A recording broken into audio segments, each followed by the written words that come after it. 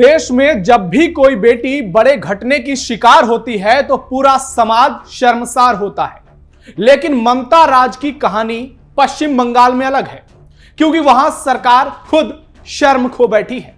दुर्गापुर में एक 23 साल की मेडिकल छात्रा के साथ इतनी बड़ी घटना होने के बाद प्रदेश की सीएम ममता बनर्जी और उनकी पार्टी टीएमसी का रवैया न सिर्फ असंवेदनशील है, बल्कि खतरनाक रूप से पक्षपाती और वोट बैंक परस्त है। एक लड़की के साथ इतना गलत होता है और ममता बनर्जी सवाल उठाती हैं कि वो रात में बाहर क्यों गई। यानी ममता की नजर में असली आरोपी वो 5 जिहादी नहीं जिसने लड़की के साथ क्या कुछ नहीं किया, बल्कि खुद पीड़िता है। दोस्तों, ये बयान नहीं, एक मुख्यमंत्री की सोच का आईना है, जो पीड़ितों को कटघरे में खड़ा करती है और अपराधियों के नाम देखकर चुप्पी साध लेती है, क्योंकि वो मुसलमान है।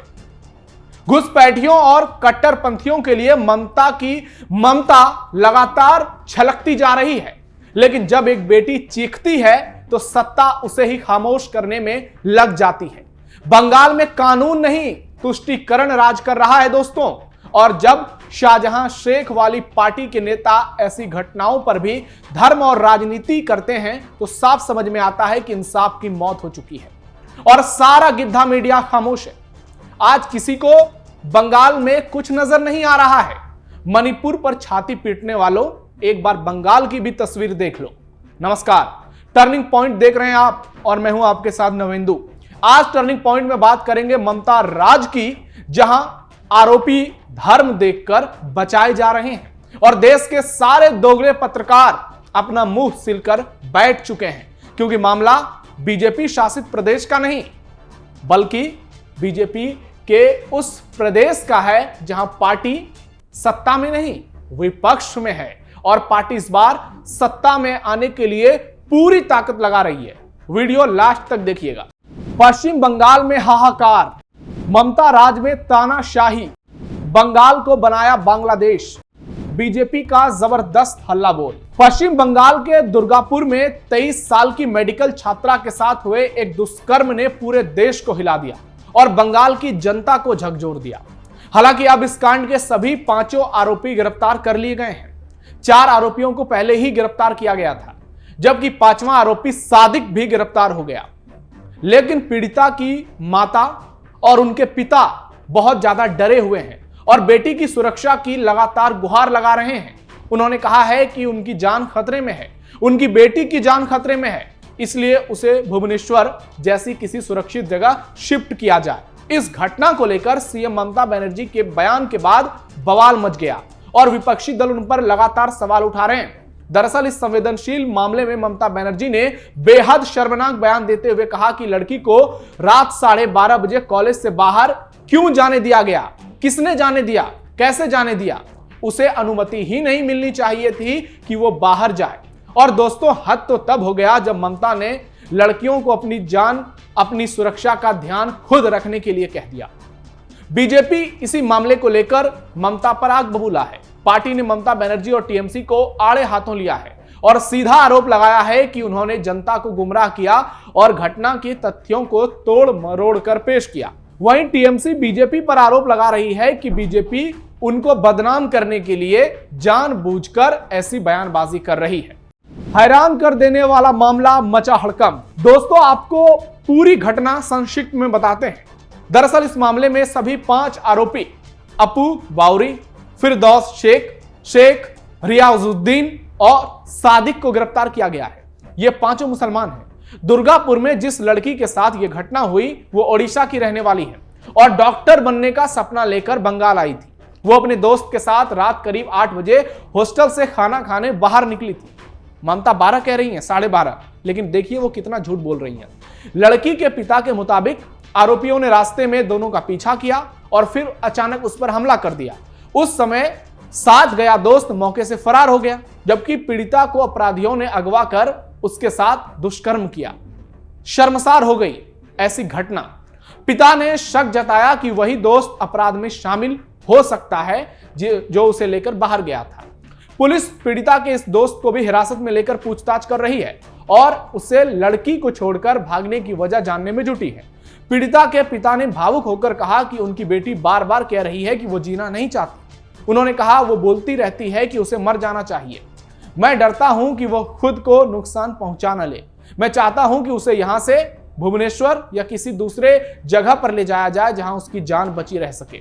वहीं राष्ट्रीय महिला आयोग यानी NCW ने कहा है कि पीड़िता के पुरुष मित्र की भूमिका इस मामले में संदिग्ध है। आयोग की सदस्य अर्चना मजुमदार का कहना है कि जिस लड़के ने उसे बाहर बुलाया था वही उसे खतरे में छोड़कर भाग गया। पुलिस को उसकी भूमिका की भी जांच करनी चाहिए। दोस्तों, दुर्गापुर दुष्कर्म की घटना से आपको भी सबक लेना चाहिए और गहराई से सोचना चाहिए कि आपके आसपास कौन लोग हैं, वो कौन हैं जो आपके साथ अच्छा बनने का ढोंग कर रहे हैं, आपको अपना होने का भरोसा दे रहे हैं। ऐसी सोच के लफंगे आपको भाई बहन तक का रिश्ता समझा सकते हैं। ये किसी ऑफिस में हो सकते हैं, ये आपके साथी हो सकते हैं, आपका कोई कलीग हो सकता है जो आपके हितैषी होने का दावा करेगा, लेकिन उसकी नीयत आपको शायद समझ नहीं आएगी क्योंकि उसकी नीयत इतनी घटिया है जो पर्दे के पीछे है। वो सामने से बहुत अच्छा बनने का एक्टिंग कर रहा है। अगर आप लड़की हैं तो वो आपको बहन बोल सकता है और यही खेल चल रहा है देश भर में। जो लड़के इस तरह के अपराध करते हैं वो लड़कियों को अक्सर पहले अपनी बहन बताते हैं, आपको अपना दोस्त बता सकते हैं और इसी तरह कभी नाश्ते के लिए, कभी खाने के लिए, कभी पार्टी के नाम पर आपको बाहर ले जा सकते हैं। फिर वहां ले जाकर आपके साथ वो कुछ गलत कर सकते हैं, अपनी जाल में फंसाकर आपकी जिंदगी बर्बाद कर सकते हैं। इसलिए ऐसे लफंगों से सावधान रहिए, ऑफिस में बने नए दोस्तों से सावधान रहिए और सड़क छाप किसी से भी बात करने से पहले 1000 बार सोचिए, क्योंकि NCRB के आंकड़े बताते हैं कि कई ऐसी घटना सामने आई है जिसमें लड़कियां उन लोगों के कहने पर तुरंत घूमने फिरने और खाने पीने के लिए राजी हो जाती हैं जिनको वो नहीं जानती, लेकिन वो जिस तरह से फंसाता है, लब जिहाद करता है, पूरा खेल रचता है, वो लड़कियों की समझ में नहीं आता। कई बार लड़कों की समझ में नहीं आता। हम यहां लड़कियों के समझ पर सवाल नहीं उठा रहे हैं, हम उन आंकड़ों की हकीकत बयां कर रहे हैं, हम उन साजिशों से आपको रूबरू करा रहे हैं, हम उस खेल से आपको वाकिफ करा रहे हैं जो आज के समाज में खुलेआम हो रहा है और लोग उसे समझ नहीं पा रहे हैं क्योंकि आरोपी अपना असली चेहरा छुपा रहा है। आरोपी आपके साथ बहुत अच्छा, आपके सामने बहुत बेहतर बनने का एक्टिंग कर रहा है और कई ऐसे मामले सामने आए जहां पहले थोड़ी थोड़ी दोस्ती हुई, उसके बाद लड़के ने लड़की की जिंदगी पूरी तरह से बर्बाद कर दी। ममता सरकार पर बीजेपी हमलावर, इस मामले को लेकर बीजेपी आग बबूला है। नेता प्रतिपक्ष शुवेंदु अधिकारी लगातार जबरदस्त प्रदर्शन कर रहे हैं। पूरी बंगाल बीजेपी ममता पर हमलावर है और हल्ला बोल कर रही है। बीजेपी नेता अमित मालवीय का कहना है कि ममता झूठ बोल रही हैं कि घटना 12:30 बजे की है, जबकि यह घटना 8 बजे की बात की है। वो जिम्मेदारी टालने के लिए कॉलेज पर ठीकरा फोड़ रही हैं। उन्होंने आरोप लगाया कि सीएम अपराधियों को बचाने की कोशिश कर रही हैं और महिलाओं की सुरक्षा से ज्यादा राजनीति को तवज्जो दे रही हैं। इस बढ़ते विवाद के बीच ममता बनर्जी का कहना है कि उनके बयान को गलत तरीके से पेश किया गया। उन्होंने कहा, हमारी सरकार महिलाओं की सुरक्षा के लिए सख्त है। पुलिस ने इस मामले में तेजी से कार्रवाई की है, ऐसा ममता का कहना है, और दोषियों को सख्त सजा मिलेगी। लेकिन आपको याद होगा आरजीकर मेडिकल कॉलेज की घटना, क्या हुआ, किसको सजा मिली और कैसी सजा मिली? क्या मिल गई सजा या सिर्फ भरोसा मिला? बीजेपी नेता शुवेंदु अधिकारी पीड़िता से मिलने अस्पताल पहुंचे, उनके माता पिता से मिले। वो दुर्गापुर गए थे जहां उन्होंने कहा कि टीएमसी ने आतंक का राज बंगाल में कायम कर दिया है, इसलिए न्याय मिलने की कोई गुंजाइश ही नहीं है। उन्होंने पीड़िता के माता पिता से बातचीत की और बताया कि उसकी हालत स्थिर है, लेकिन वो बहुत ज्यादा डरी हुई हैं और माता पिता उनको भुवनेश्वर ले जाना चाहते हैं।